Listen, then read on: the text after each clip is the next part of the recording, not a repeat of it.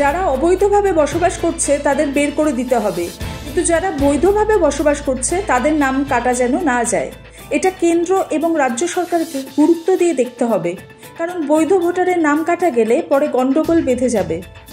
মঙ্গলবার বিকেল 4টে নাগাদ নাগরাকাটার টন্ডুতে বানভাসীদের ত্রাণ দিতে এসে এসআইআর নিয়ে ঠিক এমনটাই মন্তব্য করলেন মোর্চার সুপ্রিমো বিমল গুরুং। এছাড়াও এদিন বিমল গুরুং ফের পাহাড়, ডুয়ার্স, তরাই এলাকাকে বঞ্চিত ও উপেক্ষিত বলে দাবিও করলেন। চা বাগানে মিনিমাম ওয়েজ লাগু না হওয়াতে চা শ্রমিকদের অনেকেই ভিন রাজ্য, এমনকি বিদেশে পরিযায়ী শ্রমিকের কাজের জন্য চলে যাচ্ছেন। নির্বাচনের আগে ডুয়ার্স, তরাই ও পাহাড়ের বঞ্চনার লাঘব কিভাবে হবে? মিনিমাম ওয়েজ লাগু হবে, এই প্রস্তাব ও প্রতিশ্রুতিগুলি রাজনৈতিক দলগুলিকে তাদের দলীয় ইস্তেহারে অবশ্যই উল্লেখ করার দাবি তোলেন গুরুং। অন্যদিকে এসআইআর প্রক্রিয়াকে এক প্রকার স্বাগত জানালেন গোর্খা নেতা বিমল গুরুং। তবে অবৈধ ভোটারের নাম বাদ যাক, কিন্তু বৈধ ভোটারের নাম যেন বাদ না যায়, এই বিষয়টি রাজ্য ও কেন্দ্রকে গুরুত্ব দিয়ে দেখতে হবে বলে বিমল গুরুং জানান। জানা গিয়েছে টন্ডুতে এদিন 104 জনকে নিজে হাতে ত্রাণ দিয়েছেন মোর্চার সুপ্রিমো। টন্ডুতে ত্রাণ দেওয়ার পর বিমল গুরুং বামুনডাঙ্গা চা বাগানের মডেল ভিলেজে যান, সেখানেও বানভাসীদের সাথে কথা বলেন। গত 5ই অক্টোবর বিধ্বংসী বন্যায় ক্ষতিগ্রস্ত হওয়ার পর থেকেই এই চা বাগান বন্ধ রয়েছে। দ্রুত যাতে চা বাগানটি খুলে যায় তা নিয়ে মন্ত্রীর সাথে কথা বলবেন বলে জানিয়েছেন মোর্চার সুপ্রিমো বিমল গুরুং। সোহিনী ভট্টাচার্যের রিপোর্ট, সবার খবর, সব সময়।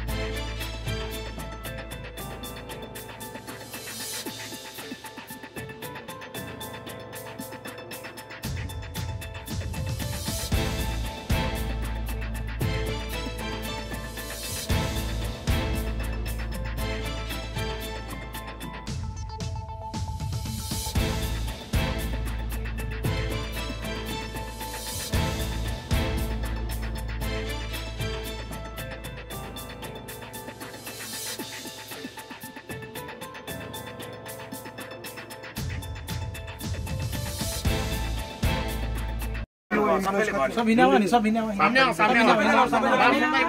आएर भन्नु बेसी टाइम लिएला पहिला कुन चाहिँ कमान हो यो बामन मालिक हो मालिक त अहिले ऋतिक भट्टाचार्य नाममा छ कहाँको त्यो त सिलिगुडी कि कहाँ कालचिनी बगान कलकत्ता कालचिनी बगान लेखेको थिएन पहिला त्यो ऋतिक भट्टाचार्य भन्छु मैले त्यसको कति भयो बन्द 5 तारिख जुन दिनदेखि अलर्ट भयो नि 3 दिनदेखि तो हम लोग भी थोड़ा तो समझता हूँ आदिवासी भाषा, राजवंशी भाषा, वैसी भाषा है ना, समझता हूँ। लेकिन क्या है ना, आज जो भी यहाँ पर जो प्रकृति ने जो यहाँ पर गंदम है, इसके लिए हम लोग चालू हो गया नेक्स्ट। अभी ये चालू शुरू हो गया है। अब इसमें क्या होगा, कैसा होगा, आने वाला दिन में देखा जाएगा। लेकिन ये इसके लिए हम लोग टिप्पणी नहीं करना चाहिए, ये बात का बात है, क्या होगा कैसा होगा। लेकिन भारत सरकार, बंगाल सरकार दोनों पक्ष में अभी पूरा निरीक्षण करके सबको अपना दायित्व लेकर काम करना चाहिए। जो भी इलीगल है वो इलीगल को यहाँ से हटाना चाहिए, जो लीगल है जो लीगल को वहाँ से लिस्ट से हटना नहीं चाहिए। ये काम नहीं होना चाहिए, फिर ये होने से बाद में बवाल हो जाएगा। विमल जी, पहाड़ में मैंने एक ऑफिसर नियुक्त किया गया है अभी, तो क्या हलचल है पॉलिटिकल? पहाड़ तराई डूअर्स के लिए जो आगे हम लोग भारत सरकार के साथ बातचीत किया था। उसका बाद में अब एक नया विषय के लिए, क्योंकि तराई डुवर्स ने बहुत स्ट्रगल किया, इसीलिए हम लोग चाहता हूँ कि सभी हम लोग आदिवासी, राजवंशी, कोचे, मेचे, राभा, टोटो, बिहारी, बंगाली, मराठी सभी के भलाई के लिए ये हमारा एक प्रस्ताव अब भारत सरकार ने दिया है। उसके लिए हम लोग आगे जा रहा हूँ और हम लोग डुवर्स में भी जगह जगह में ये विषय के लिए अवेयरनेस करूँगा। आज टोंडो में आया, क्या बात है? गए दिन जो 4 तारीख का जो भीषण यहाँ पर वर्षा का कारण बहुत यहाँ पर डुबाव हो गया था, ज़्यादा से ज़्यादा घर खत्म हो गया है। इसीलिए हमारा पहाड़ में भी बहुत ज़्यादा जान माल का नुकसान भी हुआ और घर बार सब खत्म हो गया। और ऊपर में भी हमने बहुत जगह में रिलीफ और संसद में विभिन्न जो सामग्री हमने वहाँ पर रिसीव किया। और यहाँ का जितना भी हमारा पार्टी का कार्यकर्ता लोग हैं और हमारा जो आदिवासी विकास परिषद का है और संसद में हमारा आदिवासी संस्था का है और सब और यहाँ पर हम लोग को दाजू आइए, आप लोग एक बार आइए, यहाँ पर भी थोड़ा डैमेज हो गया है तो हम लोग ये समय मिला के अभी यहाँ पर आए हैं। तो आज यहाँ पर जितना भी ये अपर लाइन में जो डैमेज है वहाँ हम लोग यहाँ पर डिसीजन किया है और हम लोग अभी नीचे जाएंगे जब वहाँ पर अवलोकन करने के लिए। उसके बाद में फिर हम लोग नीचे भी हम लोग वहाँ पर रिलीफ डिस्ट्रिब्यूट यसपालिको व्यवस्थामा यो डुवर्सको भूभाग जोडिन्छ भनेर कदापि हामी मान्दैनौँ। यसले गर्दाखेरि आज हामी सङ्घर्षमा छौँ, बुझेन?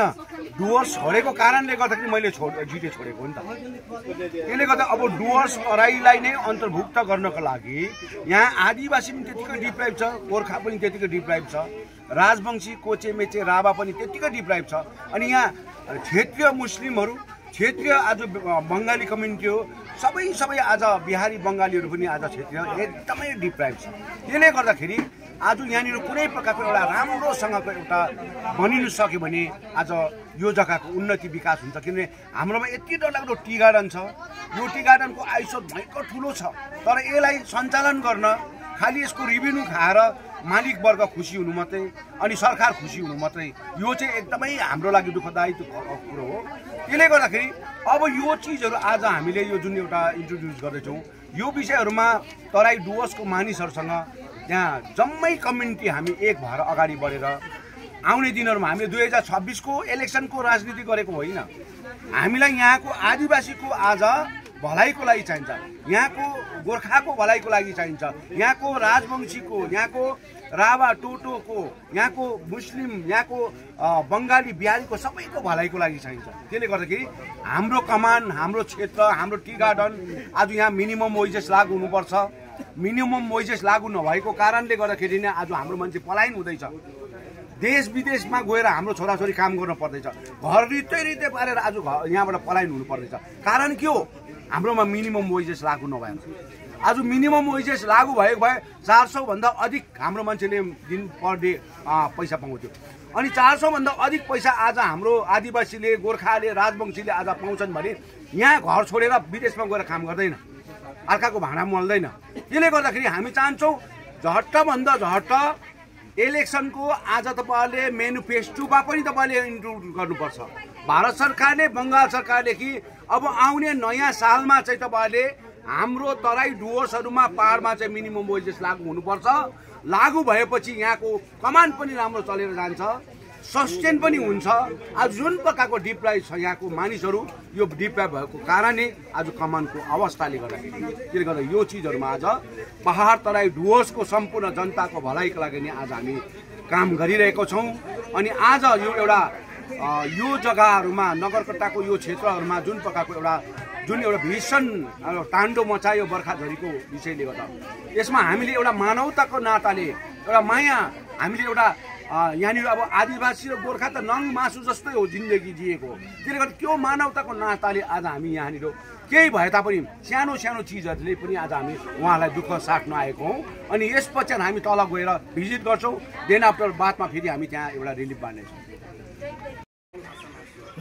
जोहार, नमस्ते। तो आज हम लोग का टंडू बागान में मोर्चा सुप्रीमो बिमल गुरुंग जी आए हुए हैं। यहाँ के लोगों के लिए सहयोग में बहुत सारे सामान जैसे चावल, दाल, तेल, कपड़ा, ब्लैंकेट, बहुत सारे ऐसे आइटम्स लेके आए हैं यहाँ के लोगों के सहयोग में। तो हम लोग हमारे टंडू वासी तरफ से बिमल गुरुंग जी को और जितने भी उनके साथ आए हुए टीम को हमारे टंडू वासी तरफ से बहुत बहुत धन्यवाद देना चाहते हैं। क्या बात है, क्या हुआ था यहाँ पर? यहाँ पे 15 अक्टूबर को जो महामारी प्राकृतिक आपदा जो आई थी, बाढ़ में बहुतों का घर बह गया। बहुत लोग यहाँ पे बेघर है जो इधर उधर रह रहे हैं। तो यहाँ के लोगों का जैसे कि बागान सब भी बंद है, तो उस हिसाब से जो हमारे बिमल गुरुंग जी है यहाँ के लोगों को सहायता में खाने के लिए, पहनने के लिए, ओढ़ने के लिए बहुत सारे सामान ऐसे जो सहयोग में लेके आए हैं। आपका नाम? मेरा नाम रेशमा। सबों को हम लोग उतना दूर से आए, आप लोग और हम लोग को इतना सपोर्ट किए और लोगों को रिलीफ का जो सामान भी दिए, इसके लिए हम लोग को पूरे गांव की तरफ से और इन लोगों की तरफ से तहे दिल से धन्यवाद जनाते हैं। आप सबों को बहुत बहुत धन्यवाद। आपका नाम? कविता।